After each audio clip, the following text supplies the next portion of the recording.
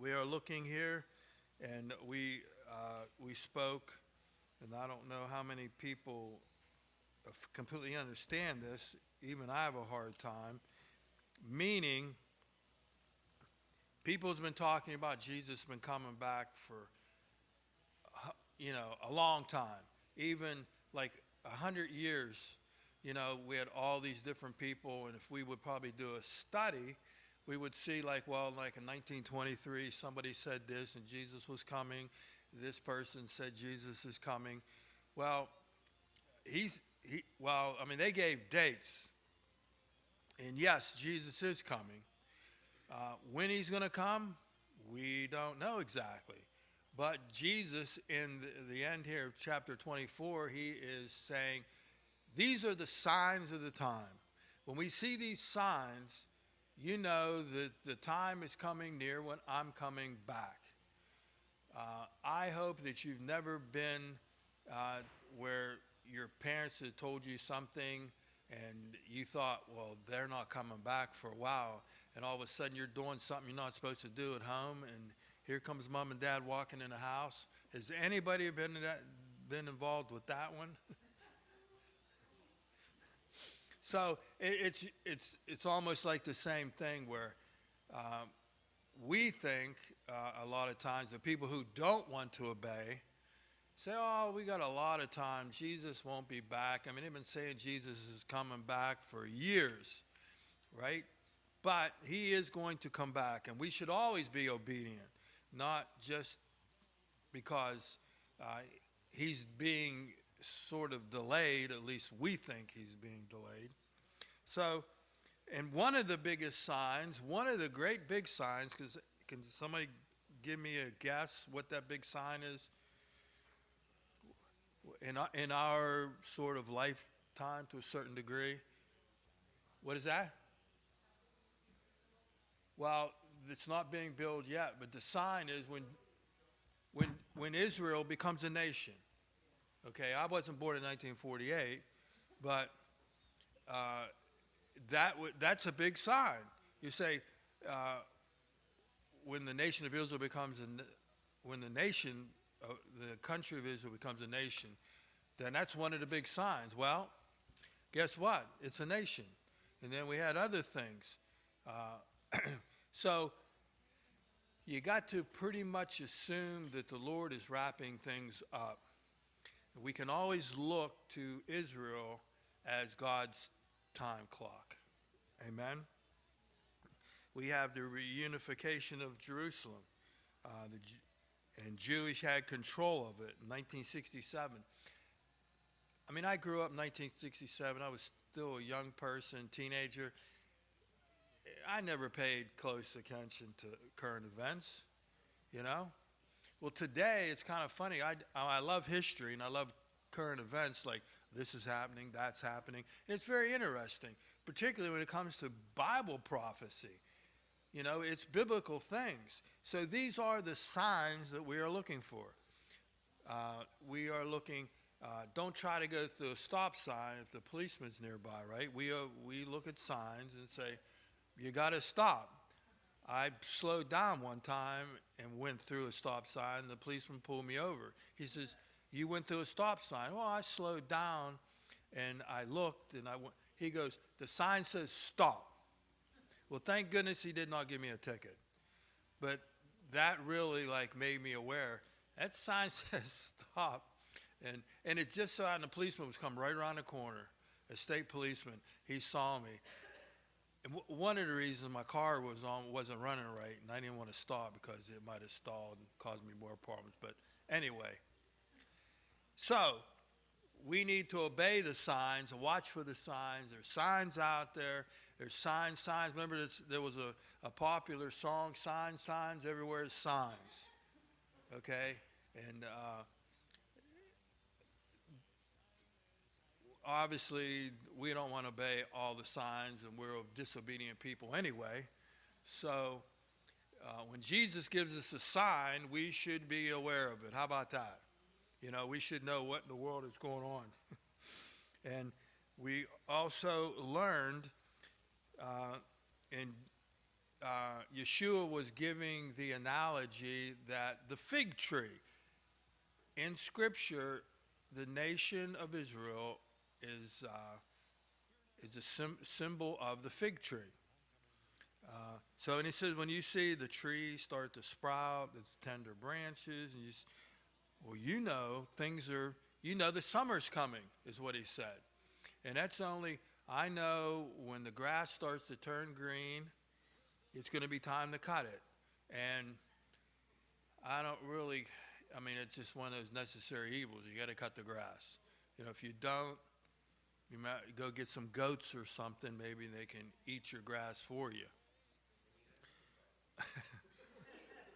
So, but we all understand those analogies. The grasses. Things are starting to bloom. Uh, the Christmas. I'm sorry, the Easter lilies. It's Easter time. It's resurrection time. So through all of this, we look at the end of chapter 24. He tells us to watch for the Messiah's return. We should be watching. We are waiting. We are keeping an eye on things. Although there were periodic warnings against it, which is like the Bible does say, no man knoweth the time or the exact hour when I'm coming. But he does say, look at the signs. Nobody really knows. But the thing about it is that we have the tendencies to put dates on things, which we're not supposed to. Okay, even the rabbis, the Jewish rabbis, when talking about the end times, they would try to put dates on things, and it's like human nature to sort of do those things, and it ends up becoming, and it wasn't uncommon for them to do that. So even as people do today, there was some books written back in the 70s and even the 80s. How many remembers this? Hal Lindsey, I think he's not even with us today, but he was sort of like a prophet in the day, and he wrote books like The Late Great Planet Earth, I think. It was like, these things are going to happen. This is what's happening. And boy, if we look at stuff today, we're actually living in that time where it talks about earthquakes, and people tell me, I'm understanding, that there's stuff happening all over the world that has never happened. There was somebody up, I think it was in Greenland or something, that there's this a volcano that's been erupting, and the whole towns are having to leave. Has anybody seen that one? And it's just, where is it? Well, it could be. Iceland. I know it's north because they got like ice, snow everywhere. And these volcano is just erupting, and it's just like this lava is just flowing everywhere. So, when you see these things, you say, wow, okay, Lord, these are some of the signs. Let's not stick our head in the sand. Now, obviously, some try to guess when the Mashiach is going to arrive. And then one theory, the motto of a spiritual week.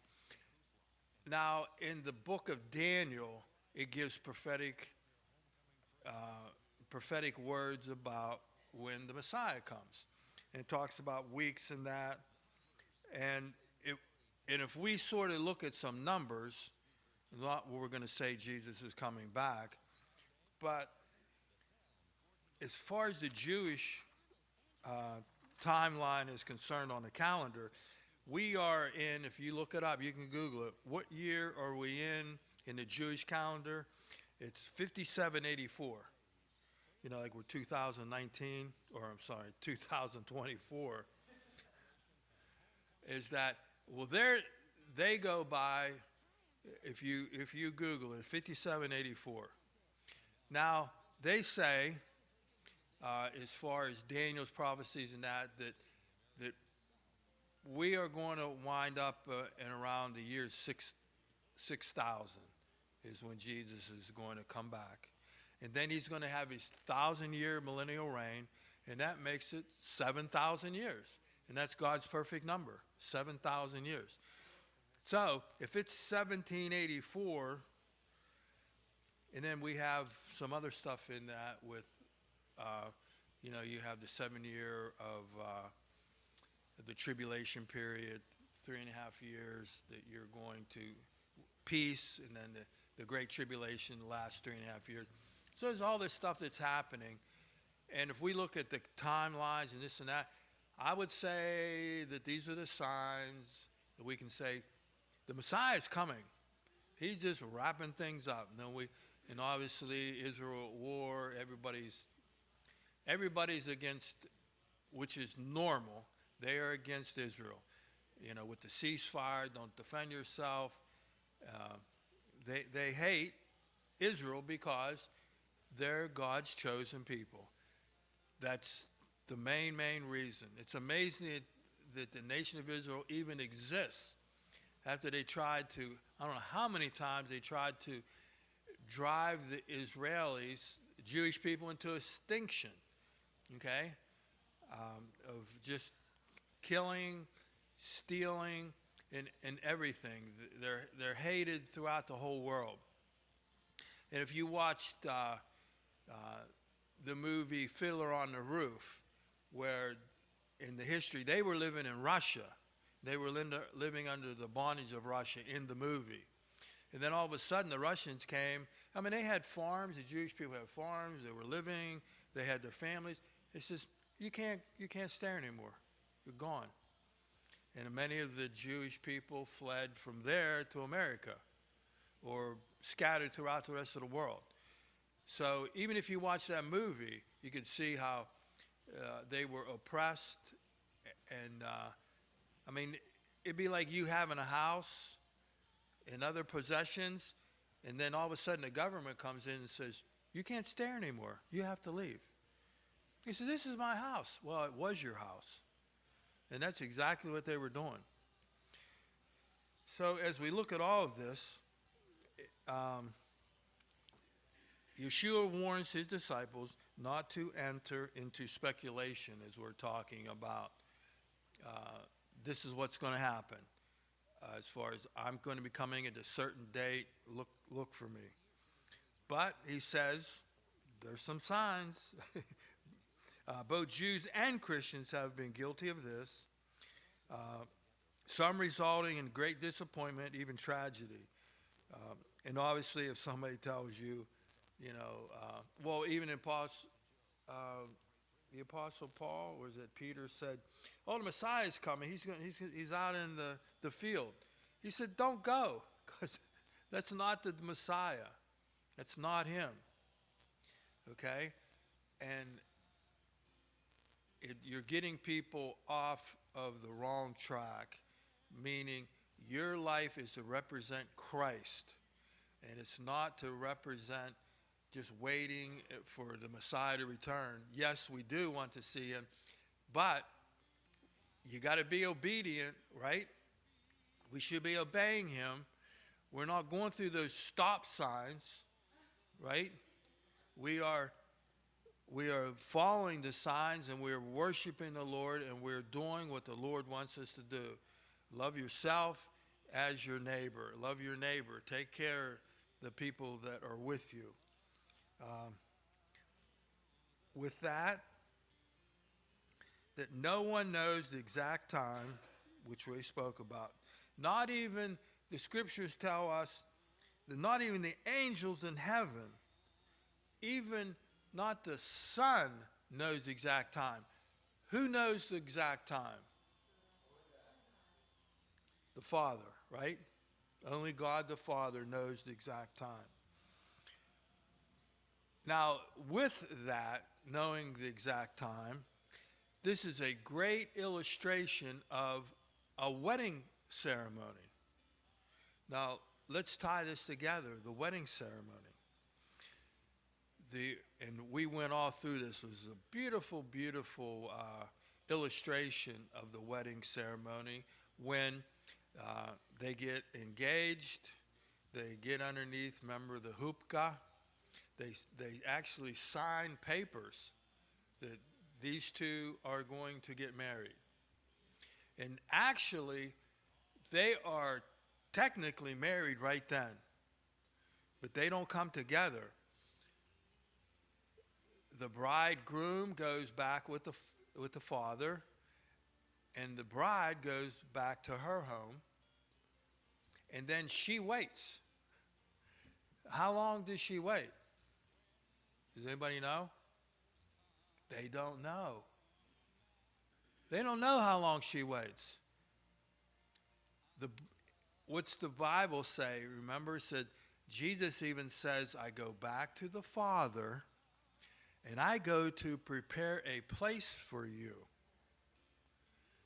So, even in the natural Jewish biblical, I wouldn't necessarily say today, but in the biblical illustration, he would, the bridegroom would go back to the father's house, and he would build a place for his bride. Isn't that beautiful? He says, okay, the bride is over here and she's waiting. Now, and we had remember the great illustration as well? There's the 10 virgins. They were the ones that were part of the bridal party. There was 10 of them. Okay? Remember there was 5 that had their oil and their lamps and they were ready. But there were 5.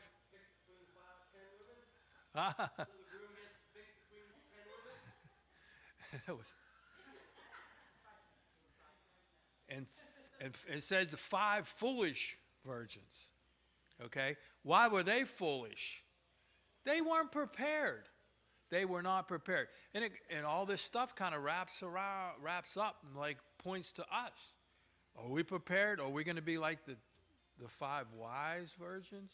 They have their lamps, they have their oil, and because the bridegroom may come at night.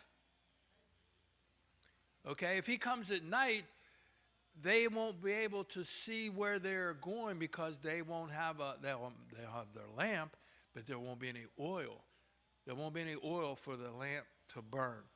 So, the bridegroom he goes to prepare a place. He adds on to his father's house. And he makes a place that he can bring his bride back home to him. Now, who knows when this happens? It's only the Father knows. And the Father, what does the Father say once things are complete? He says, go get your bride. And I believe in heaven, God is just waiting. And Jesus doesn't know when it is. The angels in heaven doesn't know. We certainly don't know. But the Father knows. He's looking and says, things are winding up. It's going to be time when I'm going to send my son to go get his bride. And we are his bride. Each one of us is the bride of Christ. So it's just like we talk about the trumpet blowing. Let me not get ahead of myself.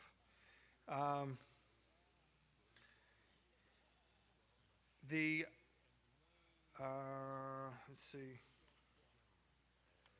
Also, when the exact time when the bridegroom gets his bride, guess what happens? They sound the shofar. Wow.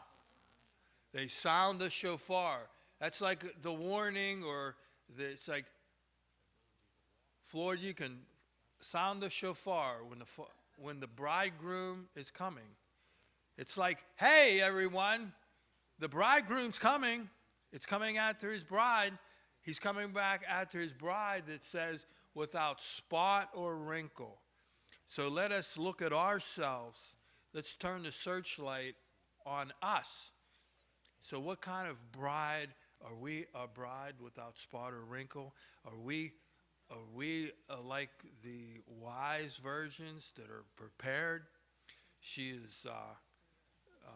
has the oil for her lamp. Things are wrapping up, and she's looking out maybe every day. Said, maybe this will be the day that my bridegroom comes and gets me. Can you imagine? I mean, I don't think that really happens, right? I mean, usually they set a date, right? The women, they set a date. This is what's going to happen on June the 13th or whatever it is. We're going to go to this church. The pastor's going to marry us. We have all this down. Well, wouldn't that be really something we don't know? You're just like in limbo. You're just waiting. That anticipation of your beloved is coming for you. Wow. Your beloved. So, and this is a great, great illustration because that's exactly what Jesus is trying to explain here. You'll see the signs. Well, here I'm sure that the bride is having signs. She's getting ready. She's got her bride dress on. She has all these things that are being taken place. She's engaged. Okay, so these things are taking place. So the last thing is that he comes and gets you, and you go away. So I think that Yeshua acknowledges that he, as the Son, doesn't know, and we should leave it at that instead of, I mean, everybody wants to speculate. Boy, I just wish he would come this afternoon. Maybe right after church. How about that? Right after the offering.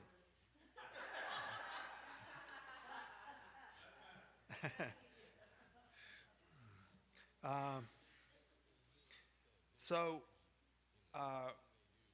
with that, let's see. We should be watching. I guess it kind of sums it up. We see signs. We should know what's going on. We see what's happening in Israel. We see what's happening in the world. We see all of these scriptures being fulfilled. And we know the time is drawing near. In fact, that's what Yeshua was even saying. He says, rejoice, for redemption draweth near. Rejoice. When you see these things, you don't have to get, I know it's like, well, we're going to go through these hard times, and you're like, oh, man, all this hard stuff. And I understand that. But we should put on the other mindset of Jesus is coming. The Lord is coming after us. Okay? That should be what, it shouldn't be like, oh, my gosh, the stuff we're going to go through. Let's look at it in the most positive manner we can. Jesus even said, when you see all these things, rejoice. Rejoice. Let's not put a long, sad face on. And with that, Matthew 24:37. I'm gonna read that 24:37, and it's talking about for just as the days of Noah were. And I'm sure many have heard this scripture. So will be the coming of the Son of Man. This is Yeshua saying this. Just as in the days of Noah, just in the days of Noah, and if we look through the scriptures, it was like Noah was commanded to build a boat. Okay? They were eating, and they were drinking, and they were marrying, and they were giving in marriage. Like, this is the greatest thing in the world. Everybody's having a good time. They could care less about the judgment of God. Everybody was just, they weren't even looking for signs. Okay? Yeshua is saying, I'm sending you these signs. This world is not that great of a place. Man has defiled it. Man is full of sin. I've come to redeem you. I'm come to pay for you and to buy you back. So even Yeshua is saying, until the days of Noah entered the ark, they were doing all this stuff. And it's just like we might have seen this, and we can make the illustration. It's like, you know what? There's people, this things are happening here, and people could just even care less of what's going on. They're, they're, let's say, for example, in Israel, they're dropping bombs, which they have, which is they have these bomb shelters. I don't know if anybody ever seen them. They're they look like small, movable little sheds. When they're square though, and then when they hear the air raids, everybody goes into it. Okay, and they're protected. So with that, I know they have them. I've seen them on the streets and stuff. They'll send them with a crane, and they maybe even their house if they do.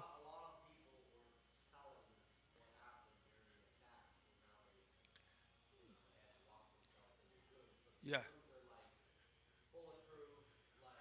yeah,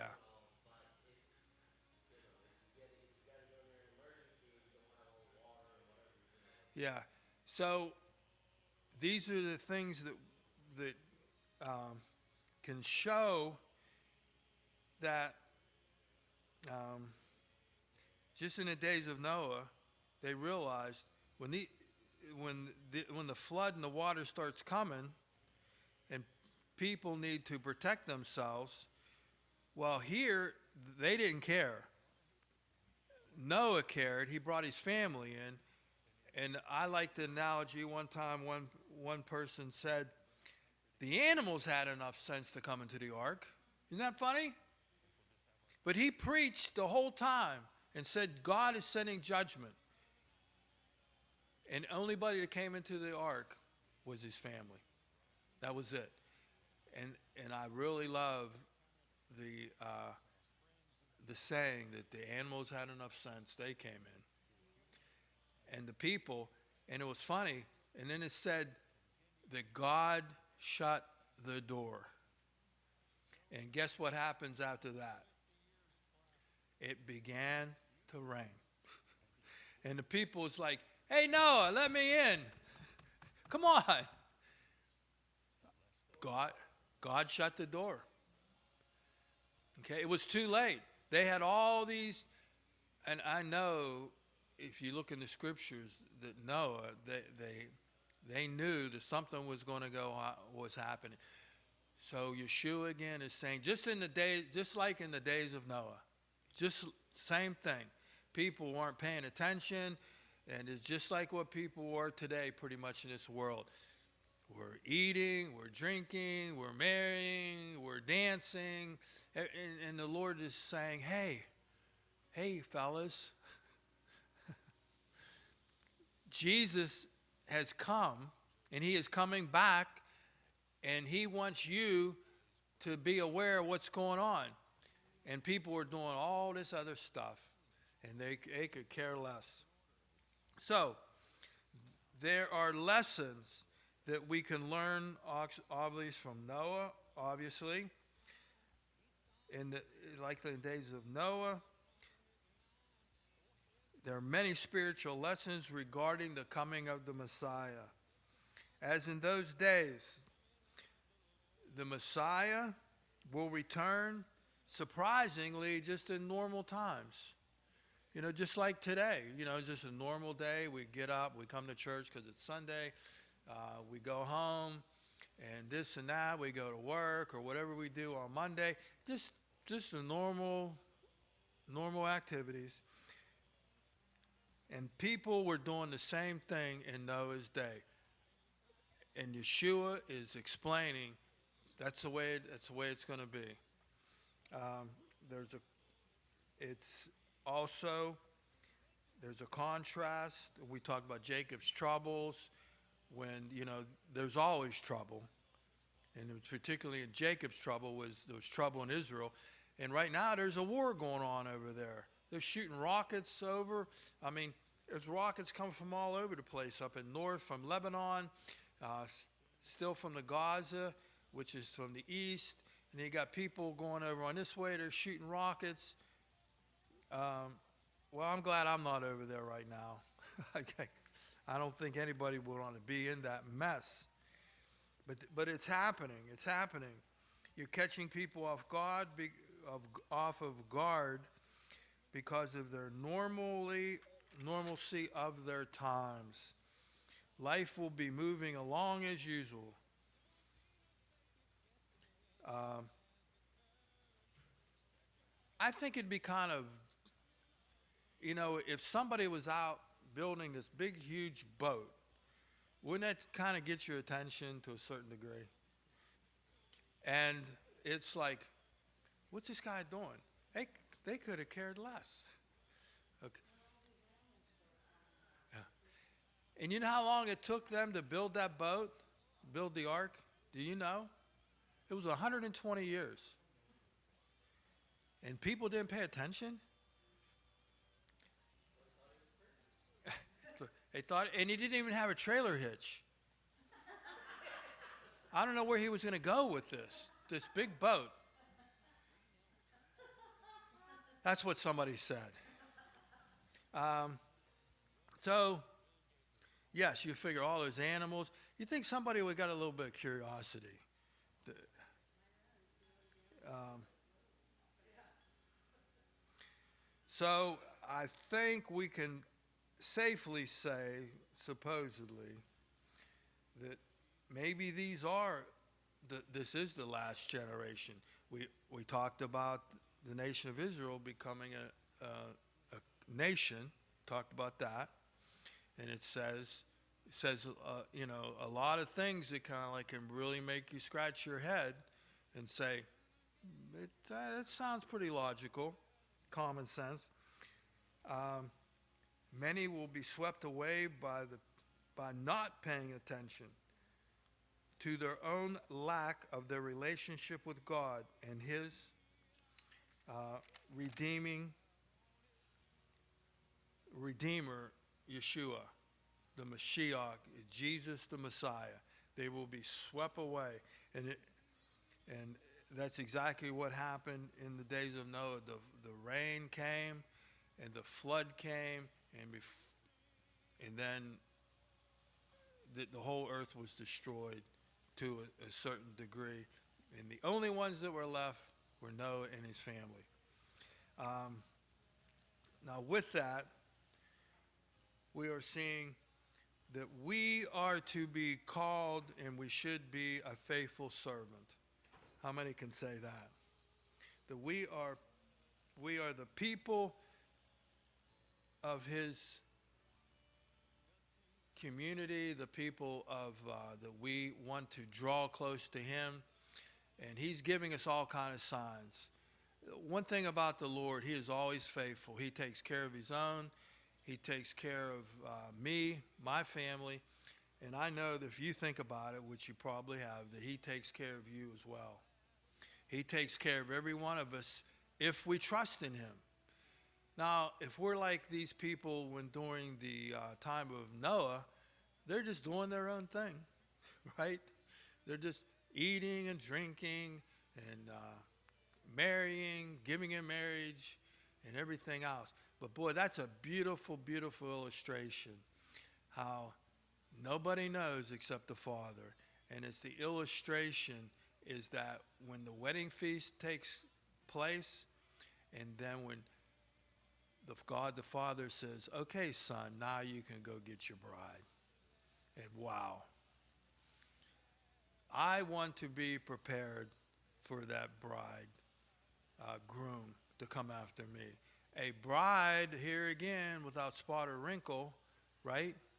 That we are caring for people, we're loving people, we are not out there causing fights with our neighbors all the time. Um, that's something that sort of goes on in the neighborhood, right? Always fighting over something. Hey, their leaves are in my yard, and I got two great big oak trees that a neighbor has, and all they do all winter long is drop their leaves on my yard. And then I checked it out, and they said, well, you can't do anything about that. They're your leaves once they come into your property. But it's, we never had any problems with it, but it just, you would think, well, it's their tree, their leaves. Why do I have to be responsible for them? But that's the way the law goes, I guess. That's what they say. So we should love our neighbors, love one another, and we should shine like Jesus shines. He says that he is the light of the world. What are we supposed to be? We are the light that he has given us, and we radiate that light. So let's end in prayer. Father,